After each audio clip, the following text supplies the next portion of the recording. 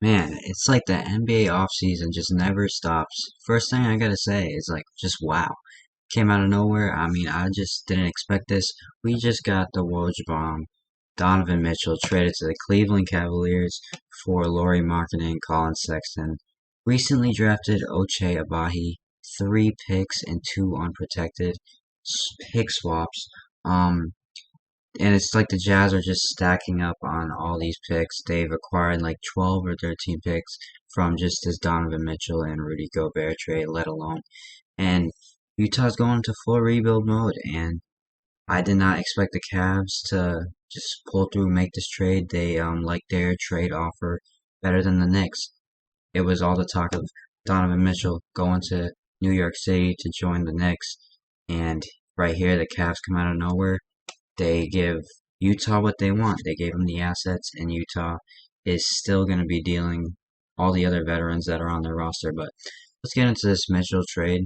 The Cavs last year, they were really hunting those Eastern Conference standings, and then they had the injuries. I know Jared Allen was out. I think Mobley even missed time. And but all those guys last year emerged and played really well. Garland and Allen made their first All-Star teams. Mobley was on the All-Rookie team as he should have been, and was a really big candidate for Rookie of the Year. Scotty Barnes ended up winning it, but the potential's through the roof for Mobley. Just not the like bulkiest guy, but he's gonna develop already in year one. We saw a lot of really good things from him. I think he averaged about like 2 blocks a game, very long, big wingspan. Him and Jared Allen in that backcourt definitely can anchor this defense.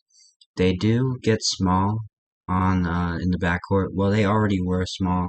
Sexton and Garland was small, 6 footers, and not the best defensive backcourt. But this is a guy, Donovan Mitchell, who's made 3 or 4 All-Star teams in his time with the Jazz.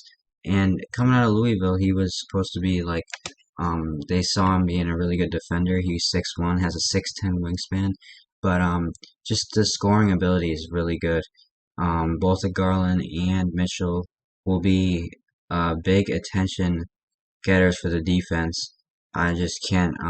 We haven't seen them play together yet, but these are 2 guards that are really good. And then when you have Mobley and Allen, who we haven't even seen the full potential of those guys yet, they do have some uh, concern on the wing. Okoro, Levert, not the best small forward position right now. I expect Levert to start. He's better than Okoro is. Okoro is just like when he's on the court, no one really worries about him as a threat on the offense. But the Jazz, I feel like this is the trade they needed to make. They go into this rebuild. Um, they, like I said, 13 picks or something like that. I'll read it out right now. Cleveland is sending its 3 unprotected picks to Utah in 2025, 2027, 2029. Pick swaps are in 2026 and 2028.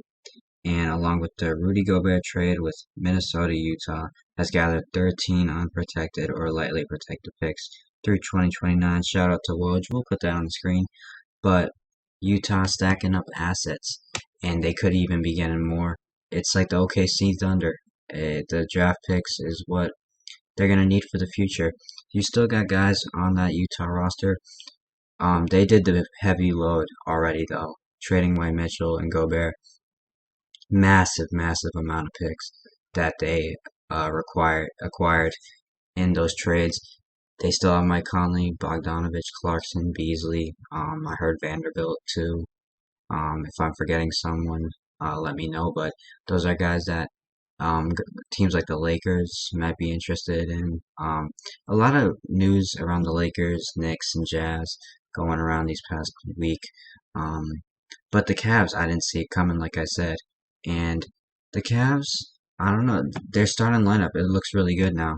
You got probably Garland, Mitchell, Levert, Mobley, and Allen, and a team that is really young too. Garland's only 22.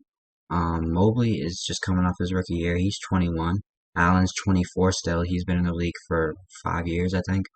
And Mitchell turns 26, I think this week or next week. a really young core. There's a lot of good teams in the East now. I will say that. This just made the East even more stacked. Mitchell and Gobert just it didn't work out in Utah. They couldn't find that playoff success, but Mitchell's a really talented player and just a really high level scorer. Defensively, like I said, I already went over it. Him and Garland might be a little. There might be some issues in the backcourt, but this team's gonna be dangerous. You gotta watch out for the Cavs, and that's about it. I have to say. All in all, Utah is headed for the rebuild. I expect them probably to make some more moves. You might see Mike Conley and Bogdanovich, Clarkson gone in the next coming days, and we'll be on that in Cleveland. Watch out for them.